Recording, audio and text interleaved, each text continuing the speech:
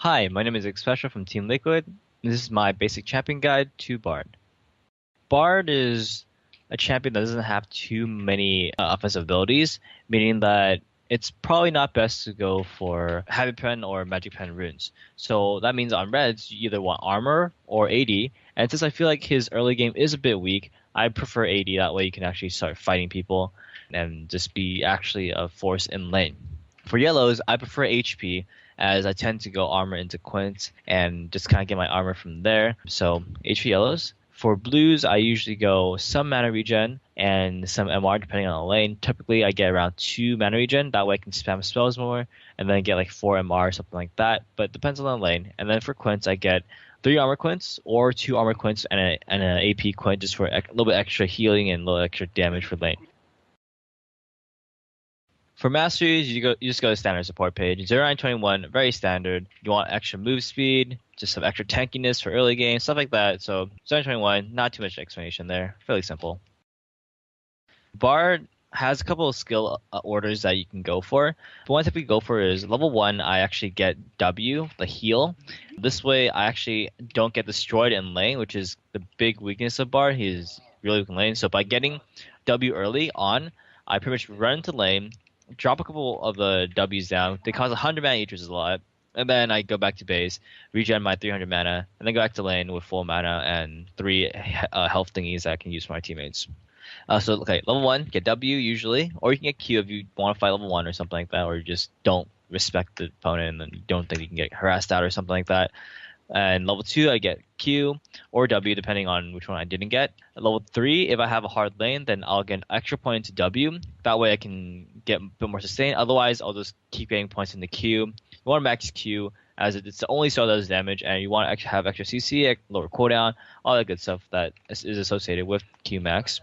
And then level 4, usually I get points in the Q or W, depending on if I actually want more laning power. But if I'm okay with that, and I want to set for a gank or something, then I'll go for a point into E. That way I actually have some good sort of ways to get my jungle in for a good gank.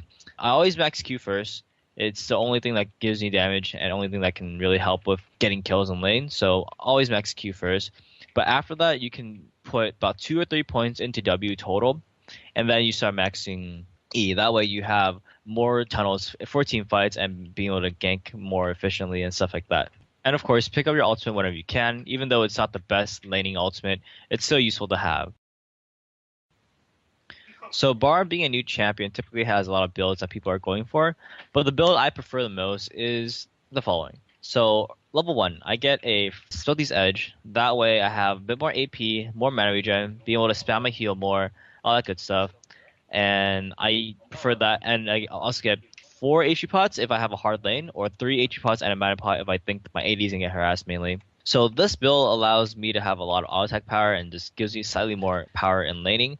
Another option would be to go for a sort of a relic shield build, but I don't prefer that as much as you typically are a bit weaker in lane anyways, and you'd rather have a bit more AP. That way you can actually trade it a little bit better. But after that, I usually try to rush my Sightstone as soon as possible. I also try to get boots or for Mobies, that way I can roam a lot more too. These are all, like, those 2 items are really, really important for support and what I aim to rush pretty much every single game. After I have these items, I tend to diverge my build into sort of different options. If I want more teamfight ability, I will go for sort of CDR with a Frozen Heart, or I would go for an Aegis of the Legion into a Locket for a bit more CDR and a little bit of Ord as well. But if I just want more HP and stuff, I usually go for a Righteous Glory. That also gives me a pretty good engage and allows me to be able to get in good flanks and helps me set up for my ultimate. So depending on what I need for the game, I have a couple different builds. One build is where I go Frozen Heart just to have more CDR and have an aura there. Another option is Locket for more against a heavier magic damage team. That way I have a shield and some extra HP and some MR and stuff in there too. The last option is to go for Righteous Glory to really set up for engages. Allows me to follow up on my ultimate really easily. And out of those, I prefer Righteous Glory the most just because I prefer engaging and I prefer being able to set up for the rest of my abilities. So Bard's solo Q is actually a bit weak. He doesn't have much damage and he's not a good laner at all. He also has skill shots, and his ultimate is very team dependent. You can easily help a team win a fight, but you can also help your team throw a fight by ulting at the wrong time.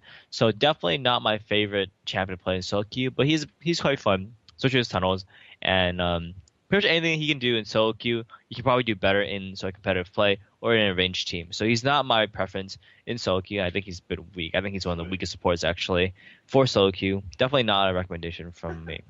The biggest reason why Bard isn't good in solo queue is because he is very weak in lane. And typically in solo queue, games are often won in lane.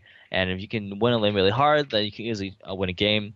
Also, his unreliability is very hard to communicate with a team. His tunnels as well can get pretty annoying to use. And sometimes you're like, okay, don't go in the tunnel, or like people don't really know how to use a tunnel effectively, or you're trying to set for a gank and you need to use a tunnel immediately. People aren't always aware of that, so he's a bit hard to use in solo queue because of coordination needed, and definitely not my preference in solo queue. Bard's laning is weak. Basically, he has a skill shot on his Q, only one ability on his Q that does damage. His passive is kind of weak early on and makes it so that he's just not a strong laning champion. There's not enough damage to kill people with, and not enough pressure or CC to make up for that. Plus, he has two abilities, his E and his ultimate, that does no damage and don't provide any utility in a lane. So that makes him just not a strong lane champion. Okay, because laning on Bard is bit difficult, especially early on. What you want to do is try to mitigate his early game as much as possible and just kind of survive early game. So what I like to do is I like to get W early on. That way I can get a lot of my healing things down before the lane phase even starts. And like I said earlier, I put down a couple of my Ws before laning and before. So it allows me to go back to base and heal my mana. This way I just have extra 300 HP for laning, and that's always pretty useful. Also, his laning is very weak in that he doesn't have many damage abilities. His CC is also very unreliable and easily dodged, or you can also miss it pretty easily as well. So it's very important that when you're fighting in lane, that you don't try to go all in with the assumption that you're going to land on your abilities, but try to use your abilities in a way where even if you miss, you're not going to die for it. So in laning, try to play a bit more conservatively, and if you're trying to go for all in, you need to line your Q. Otherwise, it can turn really bad. Or if it's even easier if you just play more passively and try to use your Q to initiate a fight rather than wait for it to finish it up in a team fight. As it's actually very easy to miss your Q, and especially if there's no minions or a wall around, it's pretty much guaranteed that you're not gonna get a stun down. And the snare is not, or the slow is not too useful, and you want to get the stun down pretty much every single time. So in lane, typically chimes will spawn all over the place, some near you and some more far away.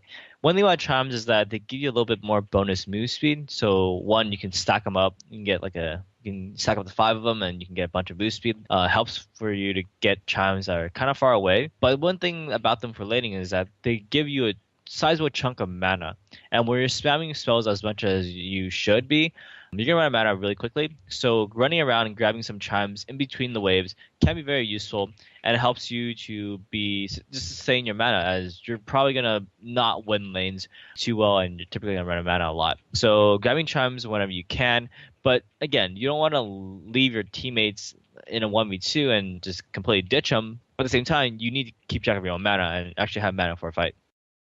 Bard is very hard to play in teamfights. He has a lot of abilities that can be used in many different ways.